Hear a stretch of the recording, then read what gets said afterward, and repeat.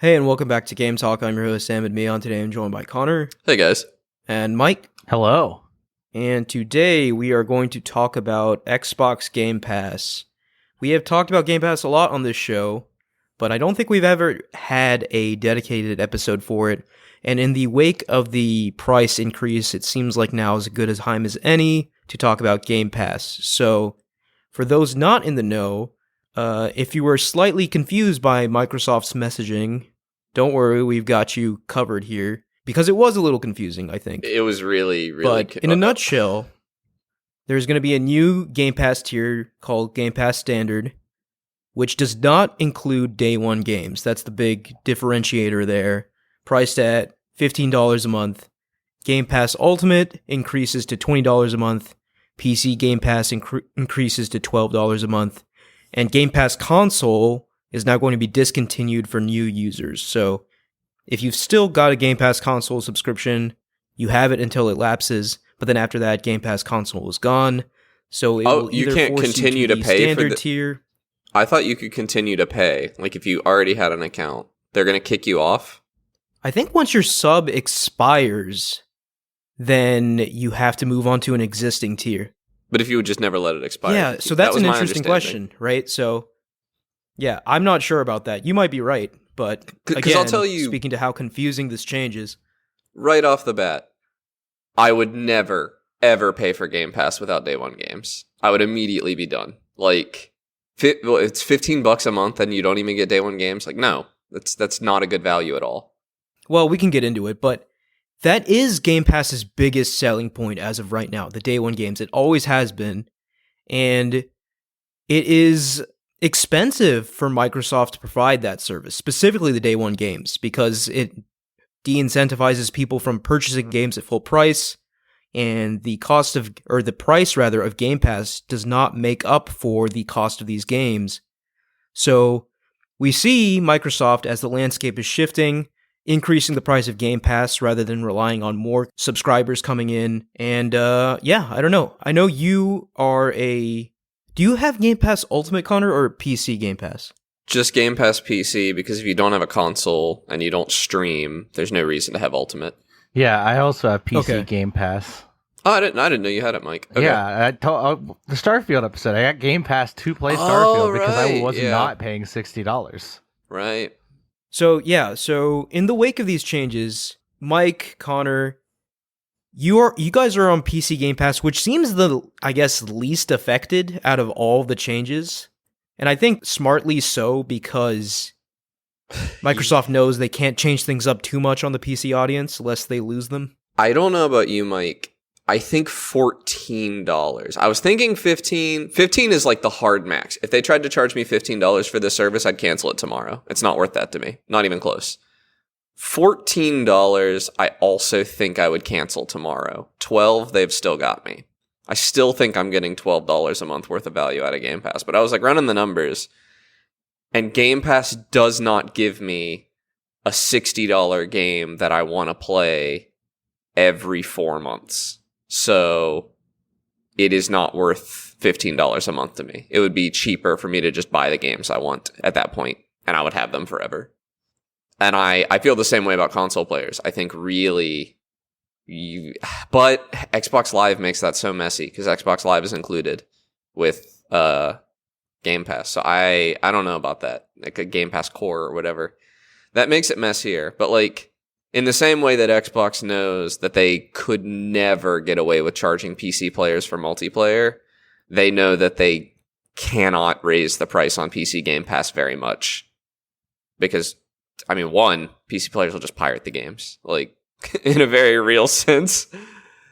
No, I think Microsoft is walking kind of a tightrope right now, and it's difficult for us to see which direction they'll go, because you're right, they can't increase the PC Game Pass price too much, but on the other hand, Microsoft is in a position where consoles are not the biggest selling factor for them anymore. They're moving away from consoles. They want Game Pass to be its own standalone thing.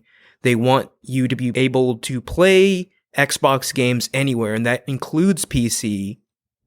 And increasing the price too much on PC Game Pass will kind of nuke their new strategy of putting Xbox games everywhere. Yeah, And the increase in price for the console side of things makes sense because from the reports that we've gotten, the console numbers are stagnant for Game Pass. The growth, rather, is stagnant. It is not reaching the numbers they want it to reach. So rather than rely on the influx of new subscribers to subsidize these games, they are increasing the price to hopefully pay for all of their AAA games. So I think on some level the anti-Game Pass executives are delusional at Xbox, because games like Xbox releases a game like Redfall, that would have been a month that they're not getting any money at all. Nobody's buying that game. But I didn't cancel my Xbox Game Pass subscription just because they put out one bad game. So Xbox gets a lot less money from me, I think, if they raise the price on Game Pass too much, because I would not have bought Halo Infinite, I don't think. I would not. The only game I've played on Game Pass, I probably would have bought, as far as Xbox games, I played a lot of really cool indie games that I for sure would have bought if they weren't on Game Pass. But as far as Xbox games, probably would have bought Sea of Thieves at some point. Struggling to think of any other Xbox release that I would have put money towards. Maybe Starfield. Yeah. Well, this change comes at an interesting time because for the first time in what seems like forever, that promised catalog is coming/here. You know, Xbox had that killer showcase. They did. Of really compelling games. And granted, it feels like we've been here before, but I think the tides are finally shifting a bit in their favor. And I just get the sense that if they held out just a bit longer and put all these killer games on Game Pass day one, maybe it could have changed Game Pass's fortune somewhat. But I agree, but they're never going to lower this price. Like that just seems the price will never go down. But like, what I'm saying is, if they had just held the price, and then relied on the new subscribers to bolster their profits, now let me be clear, price increase. I don't think $12 is an unfair ask for PC Game Pass. I still think $12 is well within what I'm willing to pay. I don't know if that's true for everybody. But I am drawing a line in the sand at 15. No, I agree with you. I still think Game Pass is reasonably priced.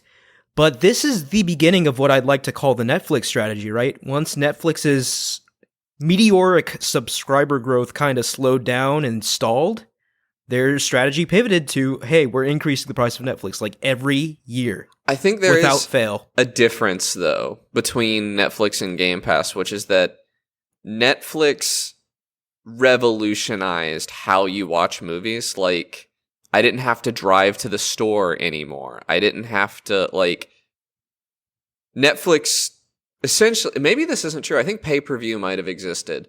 But in my mind, Netflix was the first on-demand video, movie streaming service. Whereas Steam already exists. I can already buy a game on Steam. That's very convenient. Game Pass is not giving me any convenience factor. It's just cheaper right now. Theoretically, if you play enough games on Game Pass, it is cheaper than buying all of those games on Steam. And the moment that stops being true, I stop doing it.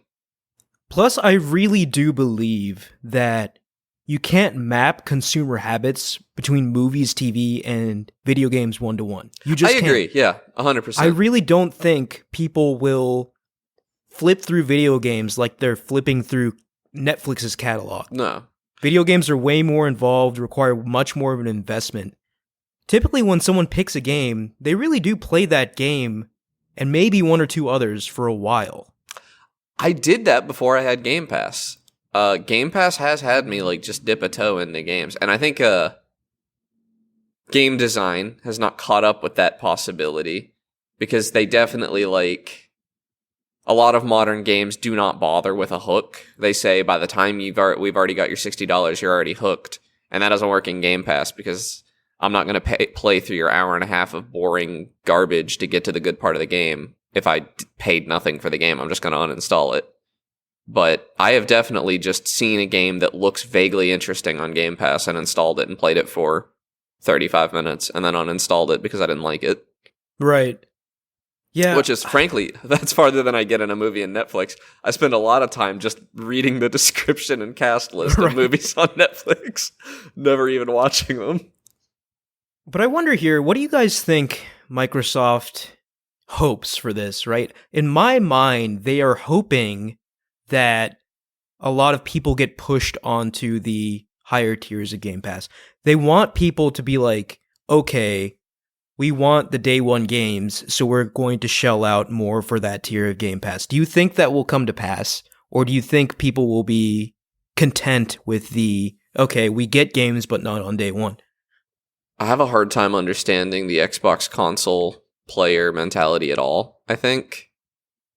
Because it's just, I've never owned one, and it just seems that there's so much complexity to it. Like, I have a buddy who got an Xbox.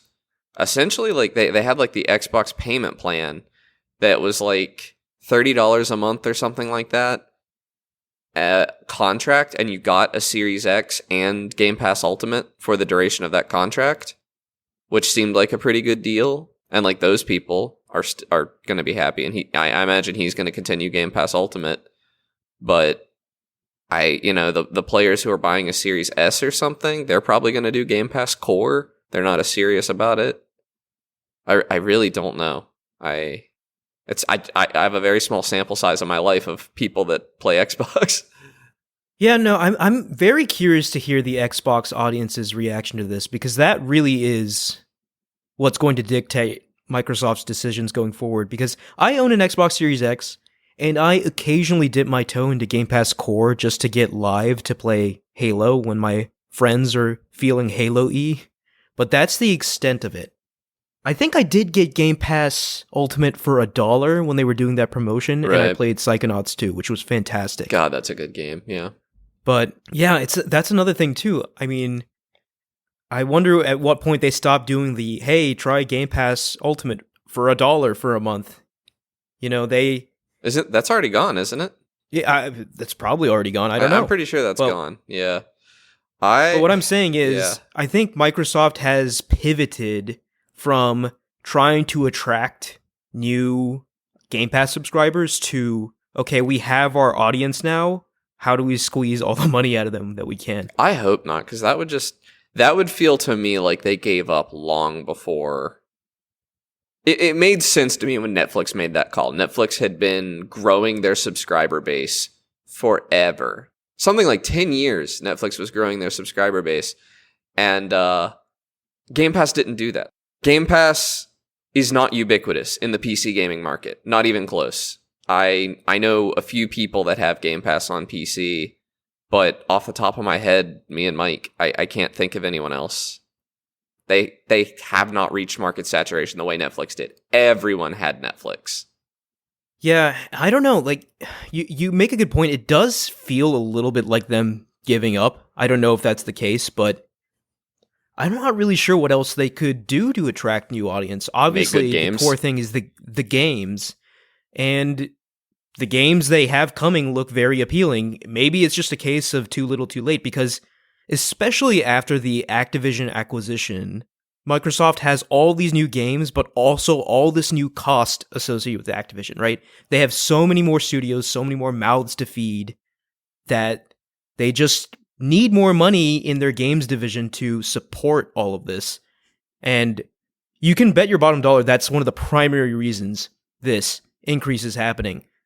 If the Activision acquisition did not go through, then I would doubt to see an increase like this for several months or years. Yeah, it seems like the things that I said earlier, where Daddy Microsoft is finally coming in and demanding a return of investment from the Xbox division that's kind of sat there and lost money for years. Now it's a big ticket item with what was the Activision deal? $13 billion, I think? No, 60. $60 billion? Yeah. That's a lot of money to be held accountable for. And Microsoft, like the company, is probably tightening the leash on the Xbox division at this point.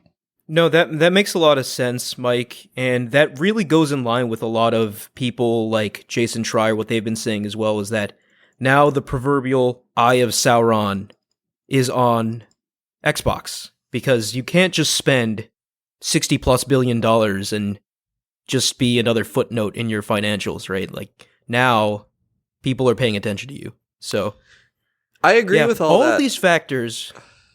Yeah, I was just going to say all these factors contribute to the price increase, in my opinion. I agree with all that. I don't agree with the too little, too late mentality. I'm not even sure I'm a Game Pass as something that I keep forever believer, but I'm a Game Pass as a business model believer, I think. But I don't think that Netflix is turning the screws enough to me that I don't see myself keeping a Netflix account every month. I for some reason, password sharing started working for me again, and I'm using my dad's. But I stopped. I was unwilling to pay for Netflix because I felt like they were charging an unreasonable amount. Xbox hasn't started doing that yet, and I still think if we get Fable's the one I keep thinking of. There were a lot of good-looking games. A lot of people, I forget what it was actually Indiana called. Jones. Yeah, the Bayou game that people were calling Bayonetta, that I didn't really care for, but everybody else seemed to love. South of Midnight? Yes, South of Midnight. The stuff like that, once those start flowing in, I still think there's a lot of potential subscribers to Game Pass, but they need to be in a position like Netflix is, where there's good stuff coming pretty much every month. And they are not in that position right now. They're lucky if they get something good twice a year right now. They're lucky if they get something good at all right now. Right. No, that was definitely the end goal of Microsoft, to be so large and have so many, I guess, AAA studios that they could put out something huge every month. But like you said, they're far away from that. I also wanted to draw our attention to Call of Duty. Phil Spencer said Call of Duty will come to Game Pass day one. Right. And now the verbiage of that kind of means something else now in the wake of these changes. Right. It'll come to Game Pass. I'm sure it'll be coming to Game Pass day one, but only on the Ultimate and PC tiers. The other tiers, certainly not. I also wanted to say, if they ever cut day one games from PC Game Pass, I will cancel instantly. Like, I'm just not doing that. Right. No, I mean, that is the big differentiator between Sony, between Nintendo, right? Nintendo is focused on nostalgia, right? Their kind of subscription tier gives you SNES, NES, N64, Game Boy games. Sony is kind of just a smattering of everything except for day one games. They give you occasionally day one games like Stray, but never anything AAA in-house of theirs. But Sony, it's a mix, right, of Nintendo and Microsoft in the sense that they do focus somewhat on nostalgia for their highest paid tier, and then for the middle tier, they just have a smattering of old PS4, sometimes older games. But Microsoft is the one that commits on day one, and that is the selling point of Game Pass for sure. And if that ever goes away, then Game Pass is looking a lot like the other two in terms of value in their subscription service, I think. I also see a lot of language around Game Pass in general, of Xbox devaluing the $60 game, or just devaluing games in general. And I agree wholeheartedly that Xbox has devalued at least their own games. I do not think Game Pass has anything to do with it. Xbox just doesn't put out very many games that are worth the price of admission without something like Game Pass. It's also a catch-22 because I do think Game Pass has largely trained Xbox's audience to expect just games day one for free. Right. And once you've trained your audience to do that, they'll be much less inclined to spend money in your ecosystem. And Microsoft absolutely wants you to spend money, like a la carte game sales. They want you to be there day one to buy Call of Duty for $70 as well. And when you have a strictly Game Pass only audience, you lose all of those sales. And so you really have to hope that the Game Pass sales can make up for it. And they're simply not at that point yet. And again, that's another reason we're seeing that price increase. It also they need to get to that point to fund their AAA studios. Game Pass also puts them in a very weird spot with regards to monetization outside of that game purchase. I don't know if other people think of it this way, but I would never in a million years buy a DLC for a game I don't actually own. Oh, absolutely. So I just miss that content. If it's a Game Pass game, it puts you in a weird spot because you've already enjoyed that core content. But I probably would enjoy that DLC content, or potentially would enjoy that DLC content, but I'm not going to buy the DLC if I don't own the base game, and I'm not going to buy the base game that I already played. So Yeah, and that idea of game ownership, I think I've always said that is very important. That's very important to me. right. And I think earlier on in the Game Pass, I guess when Game Pass was a newer idea, that idea was sort of challenged. And I think we have our definitive answer that I do think most people value game ownership. And granted, there is an argument to be made in the digital age. Do you really own anything? Right? Right. Some weird contract changes. Ubisoft and certainly something thinks you happens, don't. and then boom, all your games are gone, right? Yeah. And that's a doomsday scenario, but it could happen. Whereas if you have the actual disc, then you're more likely to be able to play it. Although in Wise choice day of and words age- with more likely. you're right, I was gonna say in this day and age, that's not a guarantee either. But let's just say that you have the highest likelihood for retaining your games if you have a physical game. I feel there are games that I play that are important enough. If I had played Outer Wilds on Game Pass, I would have bought it on Steam afterwards. I didn't. I played it on Epic Games, and I am sad that I had to do that, but that was where it was. But I do own that game on Epic Games. But it is only like the games that are most important to me that I feel like I need to own. And even so, if I played them on Game Pass, I would probably wait for them to be removed from Game Pass to buy them. But it is pretty rare for a game to just be, especially on PC, for a game to just become unavailable at some point. It's happened a few times. Right. Yeah. And but I guess the point we were getting at, right, that rental prospect is really not something that's too attractive. Like there are some games that I play where I think, okay, I played it once, I'll never play it again, and I'm fine with that. And while that is the reality for most games I will only play it once and never play again. It does me some comfort to know that they are always there if I choose to go back to them. And granted, that is a luxury coming from someone who can just purchase whatever games he wants to buy. But that is how I think about it, right?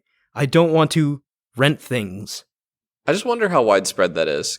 I doubt it is particularly widespread. A lot of people are perfectly fine renting something. Or borrowing, or whatever. Right. Yeah, I don't know.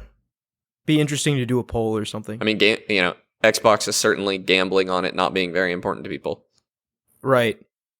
I did want to highlight one more change that I think we skipped over, is that Microsoft will only allow users to stack Game Pass for console, I think, specifically, for up to 13 months. So, previously, there was the case of people were buying years and years of Game Pass, kind of locking themselves in at a lower price. I kind of did that with my PlayStation Plus subscription as well. Right. And I think that's a smart move, especially if you don't think you're going anywhere. But going forward, right, I think Microsoft made this change to give themselves more latitude in case they want to increase the price again. Right.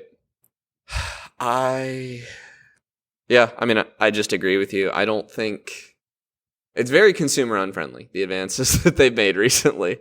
For a service that was, I think, very consumer friendly right off the rip, it is definitely moving away from that ideal. Yeah, and I don't know. I don't want to gloat or anything, but I always knew this price increase would happen, and I do think more price increases will happen in the future. I know Phil Spencer promised that Game Pass would not be getting a price increase, but that was a lie. Definitely a lie, yeah. That's just not realistic in the face of where Xbox is at economically. So, I think it's just another lesson to, yes, Phil Spencer plays Xbox games, but he is a businessman first and foremost, and if he can get your money by lying, he will absolutely do so. So, always take what these executives say with a grain of salt, is what I'm saying. Right. And I also know I've beat this drum before, but when you play a game on Game Pass instead of Steam on PC, you are every single time getting a degraded experience in some way. Either you're not getting the cool Steam social features, or just the ease of installation on, or no, you can't play Game Pass games on a Steam Deck at all unless you install Windows, or even games like Myst that I played recently. I had that on Game Pass. I had to buy it on Steam because I wanted to play the VR version. Developers claimed that Xbox Game Pass did not support VR somehow, but I know that that's a lie because I've played other VR games on Game Pass. But generally, you were getting, and Palworld, you were several updates behind the Steam version. You were always playing the worst version of the game if a Steam version exists. Yeah. Mm-hmm. And that's very frustrating as a PC gamer, even though I am getting it on a discount in many ways. I can't remember what I was playing. Ark Ascended with my girlfriend, and it's on Game Pass, right? The Game Pass version doesn't have DLSS support. Yes, that's common. It's just the upscaled console version. That's it. There's an option for it, but it doesn't support ray tracing, DLSS, and that's inferior. Like, I'd rather just buy the game. That's a huge problem, yeah. Still Wakes the Deep, I believe is what it was called, has the exact same problem. No DLSS on Game Pass. Why? The excuse the developers gave was that I think essentially the Game Pass version is often more closely related to the Xbox version of the game than the PC version of the game, because they want you to use a UWP, and also those are harder to update. It's harder to update a game on Game Pass than it is on Steam. All of these are just stupid, needless obstacles. And the general reliance on the UWP format, all it does is hurt gamers. It's not good for anyone except Microsoft. Yeah. And it's not like they're going to try to justify it by anti-piracy, and UWP's been cracked for 10 years at this point. Like, there's also no game on the market that only has a UWP, so the anti-piracy argument is completely meaningless because I can get an EXE on Steam. Yeah. So if I wanted to distribute pirated copies of it, that argument is just completely stupid. It means nothing. Yeah. I don't understand, and it makes modding more difficult as well. I don't understand why they do it at all. The UWP is, even outside of gaming, the UWP as an application format for Windows is a colossal failure, and they should abandon it yesterday. It's just really stupid. Will they ever, though? That's the real question. Yeah, when Windows abandons stuff every 5 years, it probably won't make it into Windows 12. They abandon stuff constantly. Yeah, Windows is just a series of errors. But I totally get what you guys are saying. The lack of parity for a PC game must be very, very frustrating. Sometimes you can't even play multiplayer with people on Steam. Deep Rock Galactic is an instance of that. Granted, you can play multiplayer Game Pass PC to Xbox. You can play multiplayer, but you can't play with Steam players because they're different servers. That's actually really, really annoying. Not to me in particular, because the people I'm typically playing games with are on Xbox, but that's like an extremely isolated use case.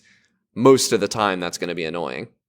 Yeah, I don't know. It just seems like Game Pass right now is a collection of half measures. Yes. If they really want to court the PC audience, they should have gone all in on that, even at the expense of console Game Pass, because I think Xbox thinks their future is on PC.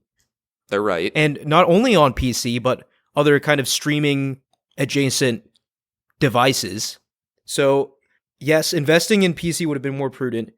The other thing Game Pass is really missing, and I know I've said this before as well, is a controller UI. Most of these games on Game Pass are games that came to PC as well as Xbox. They pretty much all have controller support, and many of them are best played with a controller, or at least I would argue. Right. I know not a ton of people have their PC hooked up to a TV. I think controller use on Steam is something like 10 or 15%, though. It's actually pretty high. It's tripled recently. A lot of that being thanks to the Steam Deck. But it's hard to get numbers on how many people do that. But I just of people I know several people that had their PC hooked up to a monitor as well as a TV so that they can switch over to their TV and use a controller and use Steam Big Picture mode and things like that. And Game Pass, there are multiple ways they could solve this. One, they could move away from the UWP so that I can just add my Game Pass games to Steam in a clean way, which you cannot do right now. Or they could release their own controller-based UI, but not having either of those things is extremely annoying. I can get around it by using my Steam controller, which has mouse pads on it so that I can launch games and stuff, but that just feels stupid when there's such an elegant solution right next door with Steam Big Picture mode. Yeah. Yeah, I don't know. It is a bit of waffling between Microsoft saying, hey, we want to be our own platform, and Microsoft saying, hey, we want to be on every platform. Right. And I do think ultimately that second philosophy will win out, because I think it has the highest chance for success, highest chance for them to make money.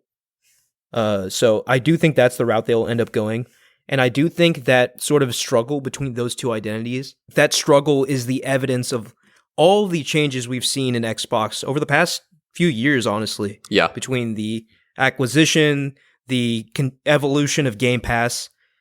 But I do think they're heading in a direction where they'll come up with a sustainable business model through Game Pass being on everything by going third party. I think that's the end game here.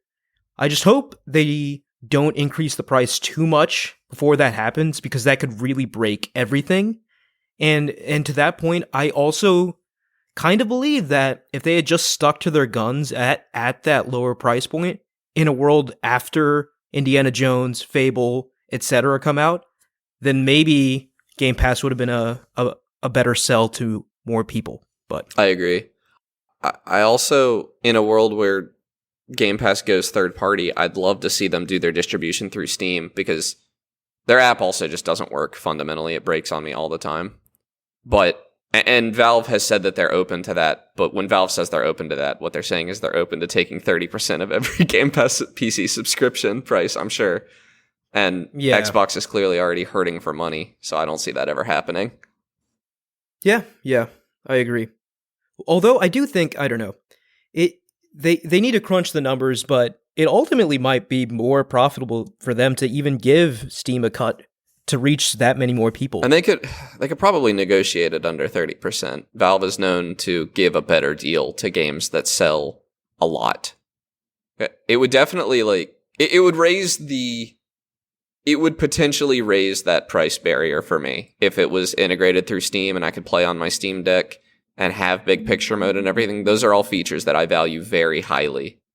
As well, right. The new Steam recording features are really cool. I'm not going to get into it too much, but they're cooler than I thought they would be. It records the last 2 hours, so you just have that footage, the last 2 hours of any game you are playing, with an API to integrate timestamps and stuff, so developers can timestamp your footage for you based on what's happening in game, or you can manually place them with a controller hotkey. All of that's so good, and you just don't get that if you're playing an Xbox game or an Epic Games game. So I think, just incidentally, PlayStation has a feature like that too, but I think it's up to an hour. Right. This was a console parity thing that Steam was doing. No, but that's a great feature. I actually use that quite a bit on my PlayStation. Yeah, I've been using it a little bit too, just to look back at my footage to see how cool something was. I know, right? It's fun. Yeah. So sometimes when I'm getting off for the night, I'll just be like, man, let me look at that cool thing I did again. And then I'd move away. I haven't saved any of them. I really don't care enough to save any of them permanently. Well, I mean, and we'll get into this in a little bit, but through PlayStation, they've made it really easy to edit it and upload it to YouTube in just a few clicks. So I've been doing that quite a bit lately when playing Elden Ring. I believe Steam also has that, but it's just not a feature I looked at. Do you know, Mike? I don't think it does. I haven't looked into Steam recording. Okay, I'll take a peek when we talk about it later then. But yeah, so I think this was a good discussion on Game Pass, the good, the bad, the ugly sort of state Microsoft's in with Game Pass. I know you two have Game Pass, but I think you guys drew a line in the sand at around $15. Yeah, I wouldn't pay any more for that. What do I have on Game Pass that is worth more than $15, you know? I would just feel better giving that money to indie developers at that point. Yeah. I do firmly believe within 2 or 3 years we will cross that threshold. So we'll see if I'm right about that. But any other thoughts on Game Pass before we move on? I just want to point out that would be like nearly it'd be a 30% increase in price, something like that. 25% to go from 12 to 15. That's a pretty substantial price hike. It is, yeah. So I don't know. I think it'll reach it eventually. I don't know about your timeline. And like, there's a point where if inflation has happened enough, I will be more forgiving of that $15 limit. Right. Like, if this is 10, obviously. 15 years down the line, we're having a different discussion. If this is next year, $15 is too much. But inflation's a pain right now. It absolutely is, yeah. So, what are we playing? Should I go first? Yeah, I go first. Yeah. So, I've been playing Elden Ring. Like I said last week, or maybe I don't even remember if I said this on the show, but I'm currently with my family, kind of a decently sized family get together right now. So I haven't had much time to play video games, and I was very worried that my skills would rust away and then I would be unable to complete the Elden Ring DLC, because the last time I talked on the show, I was in the final dungeon for the DLC, but I hadn't done anything yet. And I'm happy to report that I've cleared the final dungeon, and I have beaten, spoilers if you have not beaten Elden Ring yet, or have not beaten Shadow of the Erdtree yet, I have beaten Radahn, the Return of Radahn and Mikola together. And I just want to say, this boss fight is the reason, like, I play From Software games for a lot of reason, but stuff like this is why I play From Software games. That boss fight was... I was like shaking by the end of it, man. It was intense. It was by far the most difficult boss I have ever fought in a From Software game. Easily. Way harder than Malenia. Way harder than the Sekiro last boss. It was just a force of nature. So the feeling I got when I finally beat him was just unlike any other. I actually like let out a primal roar, and my throat was sore for the rest of the day. But it was really tough. It took, I think, 2 days for me to beat. And it was 2 days of really learning the patterns, being able to then execute on the dodges precisely. Some of the attacks in that phase 2 are just unbelievable, man. Like, I haven't dodging seen any them of them. is such a I've only seen the one attack that it does right off the rip. Haven't dodged it yet. Yeah, you just have to run away. That's the only way I could find. I've only seen it twice, so I just haven't. Me. I give up at the final boss. I don't care that much. I know. I haven't played it a whole lot, but I've seen it twice. I have seen the phase 2 of the final boss. But yeah, it was just, especially that phase 2, dude. It was just unbelievably difficult. I was like, From Software, what is this? How do you expect anyone to do this? It's just crazy, because in addition to the already kind of challenging attacks that Radahn throws at you, there's AoE light beams coming down with each blow too now. Right. And it's just... But the secret, okay, so the secret when this boss clicked with me and put me on the path to victory is when I realized that the light beams were more of a light show than light attacks, right? So what I mean by that is that Radahn's attack patterns were the same, so if you dodge them, you would also dodge the light beams. So once I got that in my head, right, and it doesn't map like 100%, but largely you can follow that through line and be able to dodge his attacks in phase 2. And once I became able to dodge his attacks in phase 2, that put me on the path to victory. At that point, it was only a matter of time. And then I finally got him. And man, so what a way to end my journey with the Elden Ring. I couldn't ask for anything more. I mean, I tried to look for things after Radahn. It is kind of underwhelming afterward in that it just kind of it doesn't really let you know you're done, right? So I thought there might have been like a thing or two afterward, but I looked it up and no, that was it. So, I mean, lore-wise, it was pretty satisfying learning about Mikola and Radon and how their story sort of concludes.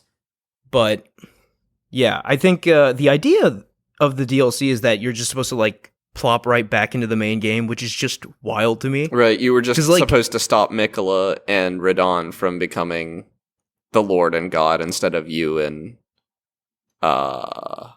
what's her name? Marika. Rani? Marika, yeah. Or Rani, depending on what you chose to do. Right. But yeah, it's crazy to me to think that, I don't know, 10 years from now, when someone's playing Elden Ring, they'll just sort of pause their journey through this game to go to the Shadow Realm, spend like 50 hours there, fight the hardest boss they've ever fought in their life, and then go back to the main game. Which will be That's easy to them now. Yeah, right. Like really, really easy in comparison. Yeah, I'm so fascinated because I think really, honestly, going back to the main game after beating Shadow of the Erdtree, you've got to feel like, I don't know, Gohan coming out of the hyperbolic time chamber or something. Yeah. It's just got to be just not only like your level, but also just your skills after beating Radon are so sharp that I feel like you could really, I mean, you don't go through have to, anything. You don't have to feel like you could hop on multiplayer and fight some of those in-game bosses again and see how easy they are. That's true, but I really felt a sense of finality with Elden Ring after I beat this boss. I felt content. I felt like my time with this game is done. So you don't see yourself doing another run with a different build or New Game Plus I guess you did New Game Plus. Yeah, that's another thing. I beat Radon on New Game Plus, which is just crazy. But yeah, I would like to play Elden Ring again, but not for a long time, I think. I think this fight was the perfect conclusion for me in this game.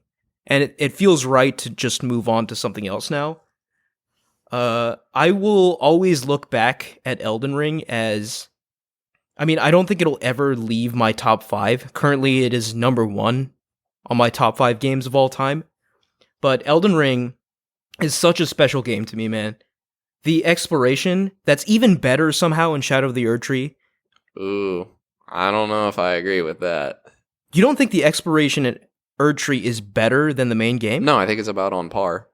Oh no, I think you're crazy. I think the verticality adds so much to the exploration. I just think there's cooler stuff to find in the base game. There was nothing nearly as cool as Shifu Riverwell in Shadow of the Erdtree. Well, that's untouchable, Yeah, for sure. Yeah, and- that's untouchable. I mean, the world's just bigger. The base game world was bigger.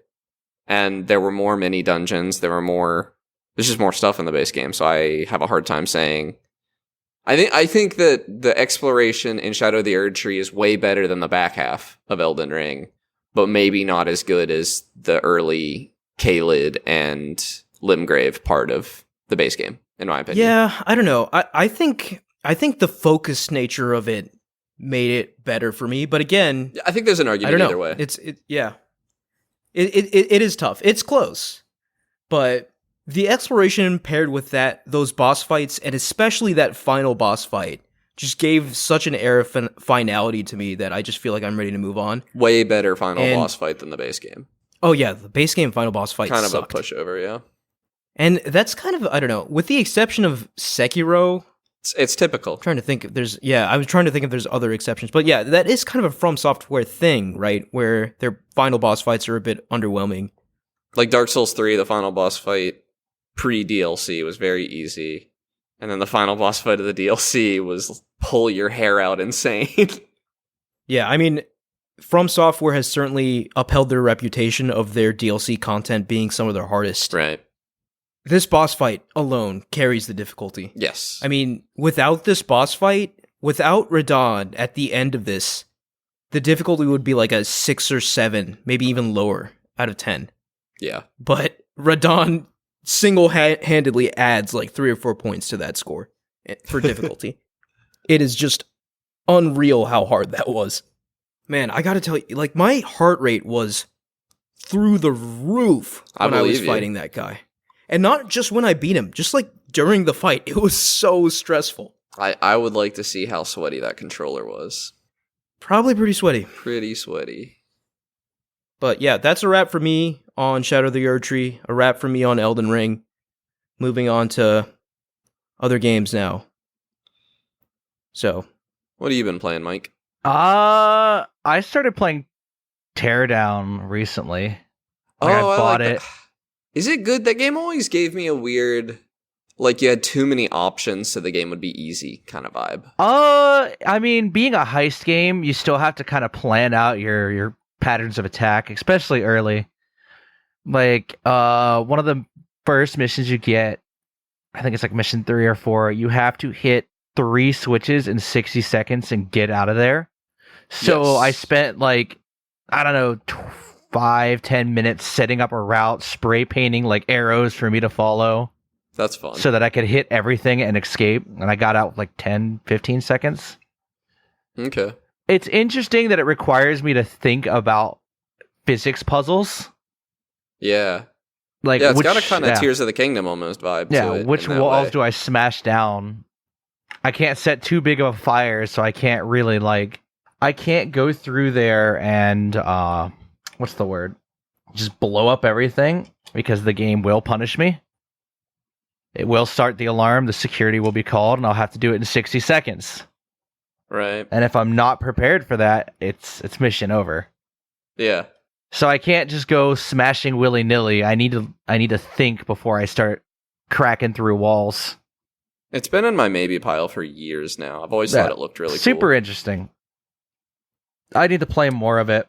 Didn't really get to play games last week because I recorded and did all my errands on Tuesday and then spent 6 hours without power on Wednesday.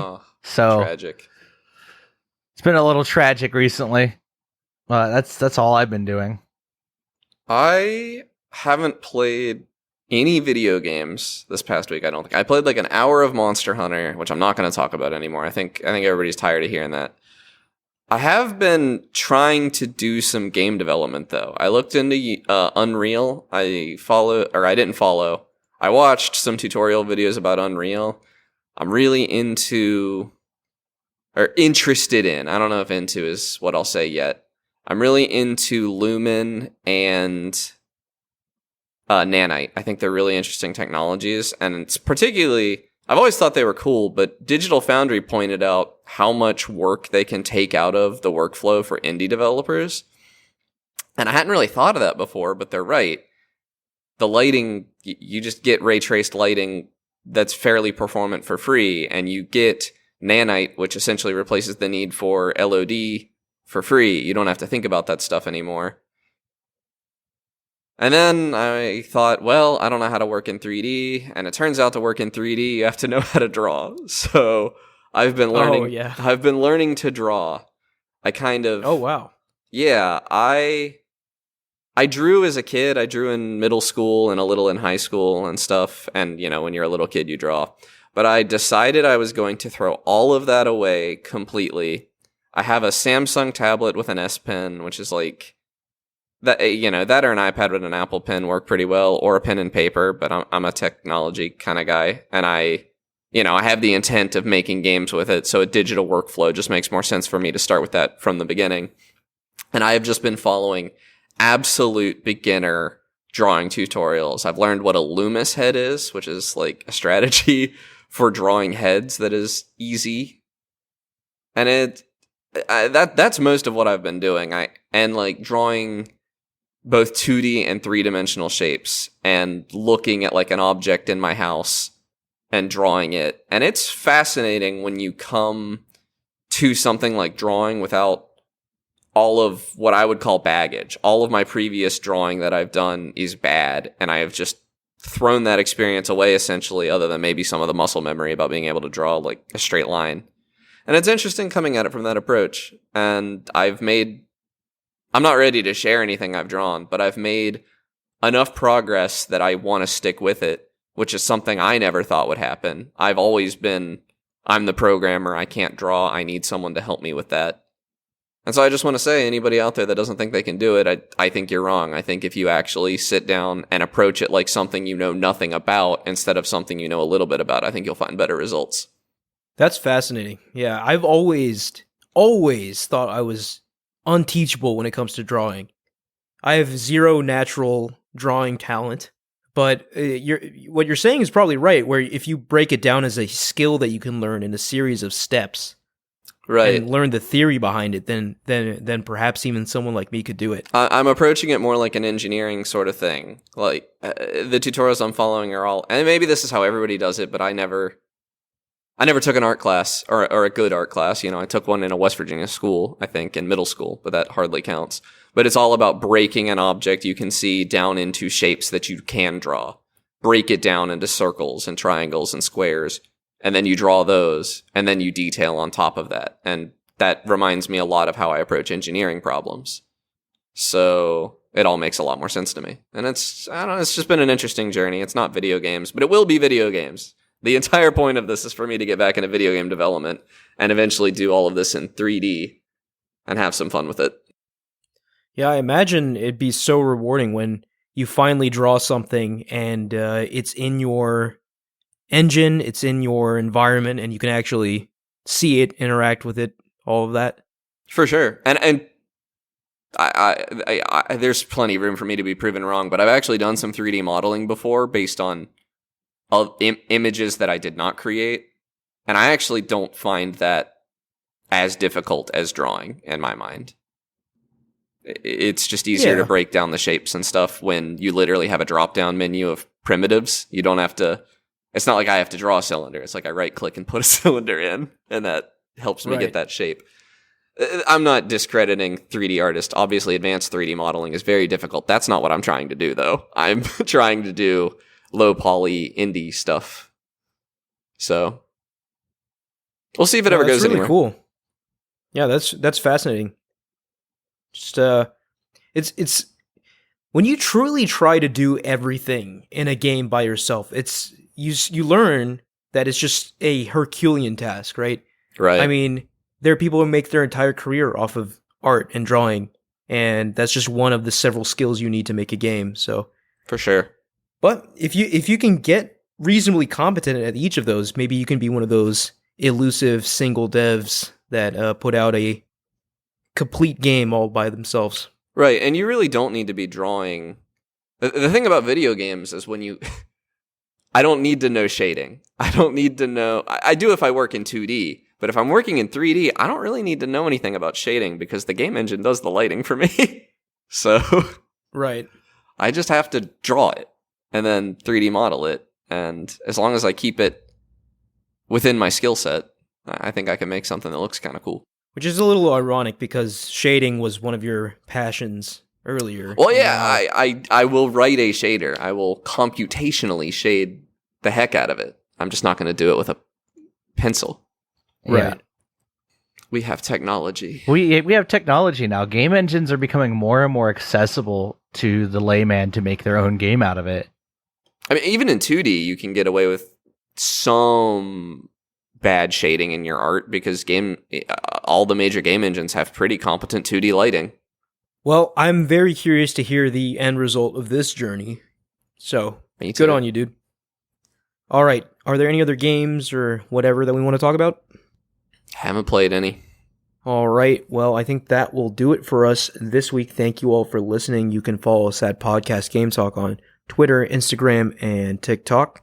Click the link in the description of the podcast to join our Discord and talk to us there. Please like, rate, and review us on Spotify, SoundCloud, Apple Podcasts, or any other podcast services you use.